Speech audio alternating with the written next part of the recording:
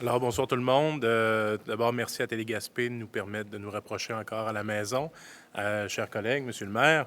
Alors, pour le mois de novembre, je pense que ça a été un des mois de novembre les plus achalandés, les plus occupés de tout le mandat. Je pense qu'on on va prendre une pause aux fêtes qui va être salutaire.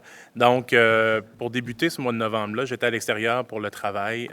J'ai dû manquer la dernière séance. Par contre, la technologie fait en sorte que j'ai pu participer quand même aux différentes rencontres du conseil, que ce soit les rencontres de travail ou encore les séances de régie.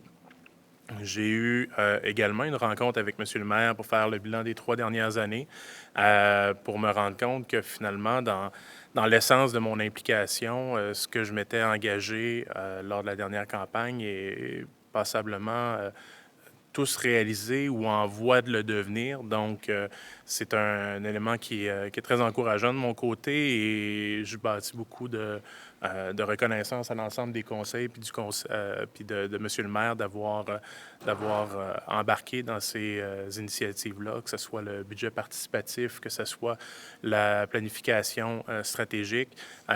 Tout ça, ça doit être des idées, mais s'il y a personne qui y croit autour de la table, on n'en serait pas à avoir des résultats probants comme on a eu, surtout dans les dernières semaines. Donc, je tiens à remercier l'ensemble du conseil d'avoir pu embarquer dans ces idées-là. Et évidemment, on a parlé du futur, de ce qui nous attend dans la prochaine année et au-delà. J'ai eu l'occasion de rencontrer plusieurs citoyens et organismes du centre-ville et de la grande ville de Gaspé. J'ai participé au comité d'analyse de la MRC pour évaluer les projets soumis dans le cadre de l'appel de projet pour les nouvelles aires protégées. J'ai assisté à une avant-midi de conférences et ateliers sur les prospectives régionales pour le développement et la résilience des communautés côtières. J'ai pu assister à des séances de travail de préparation du prochain budget municipal. On arrive avec ce budget qui vous sera présenté dans la prochaine semaine. C'est évidemment notre dernier. C'est un exercice qui est toujours agréable d'entamer avec vous. Ça nous permet de pouvoir avoir un regard présent, mais surtout de pouvoir préparer et de prendre les bonnes décisions qui seront également contemporaines dans une dizaine d'années. Et évidemment, je ne peux pas passer sous silence la participation aux nombreux ateliers et consultations publiques entourant les travaux de la planification stratégique. Ça a été tout un exercice complexe, comme l'expliquait M. le maire, et j'y reviendrai un petit peu plus tard. Ce jeudi 5 décembre à 7 h du matin, en fait, c'est le retour de la grande grignolée des médias au profit de nos amis de l'accueil Blanche Goulet, qui se tiendra sur les rues Adams et de la Reine et Jacques-Cartier. Depuis quelques années déjà, une initiative, en fait, qui est née de M. Sergerie, ici présent, qui a pris de l'ampleur dans les dernières années. Et je vous dirais que depuis quelques mois déjà, on peut constater qu'il y a une augmentation importante des demandes d'aide alimentaire. Cette demande ne sera malheureusement pas appelée à diminuer dans les semaines qui vont nous mener jusqu'à Noël. Dans le but d'offrir aux jeunes de notre communauté un Noël empreint de dignité, de solidarité, bien, je vais vous inviter à donner généreusement, encore une fois cette année, à cette guignolée. Donc, on sera présents, plusieurs collègues, autour de la table à cette guignolée.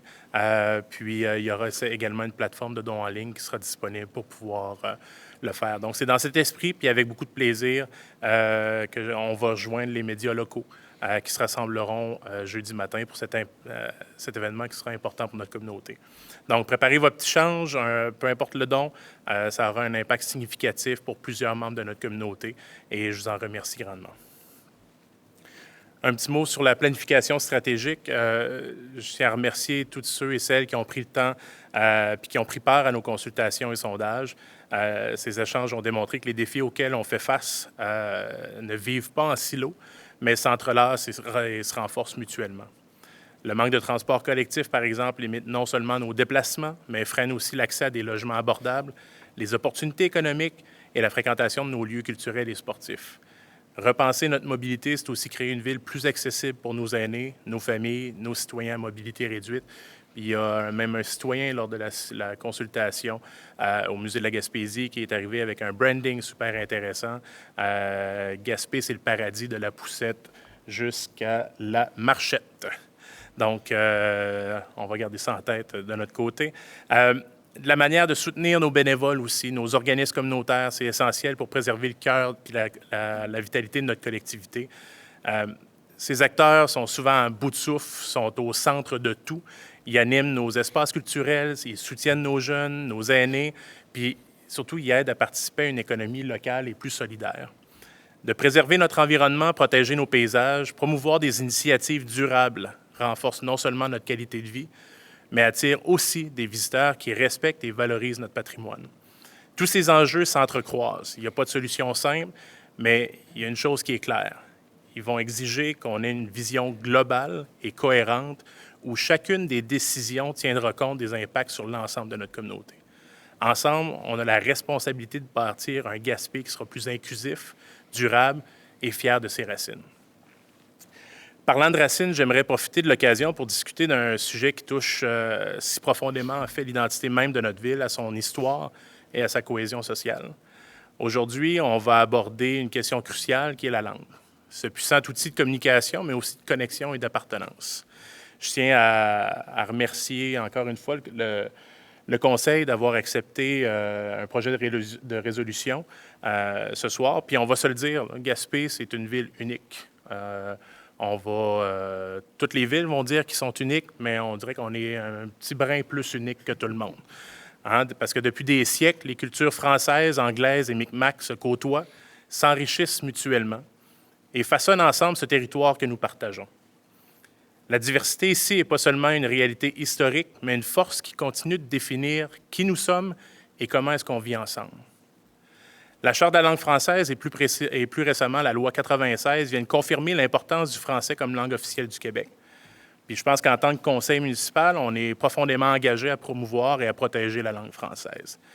Mais tout en reconnaissant cette mission, nous ne pouvons ignorer que la réalité de Gaspé va au-delà d'une seule langue.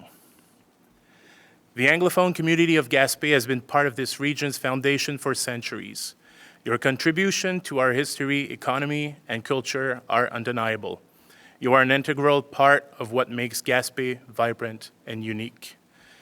With the passing of Bill 96, the limitations placed on our ability to communicate in English, even for essential municipal services, present a challenge that affect our collective cohesion.